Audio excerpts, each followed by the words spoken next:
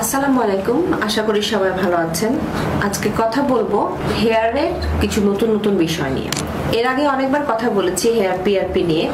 Hair ফলের এখন নতুন নতুন কিছু ট্রিটমেন্ট এসেছে। পিআরপি এখন আমরা অনেকেই করে থাকি বা পিআরপি সম্পর্কে এখন অনেকেই জানি, কিন্তু হেয়ার বুস্টার বা হেয়ার পেপটাইড নিয়ে কিন্তু এখন আমরা অনেকেই অনেক কিছু জানি না।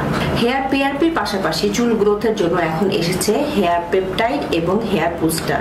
পিআরপির পাশাপাশি যাদের অনেক বেশি চুল পড়ে যাচ্ছে তাদেরকে আমরা হেয়ার বুস্টার দিয়ে থাকি এবং সাথে সাথে আমরা হেয়ার পেপটাইডের কথা বলে থাকি।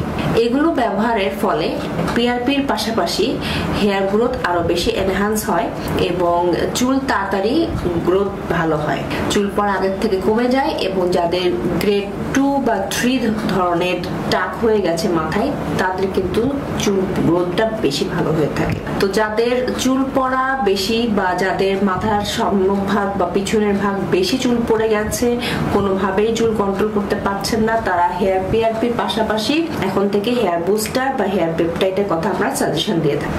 আশা করি বুঝতে পেরেছেন। ধন্যবাদ সবাই।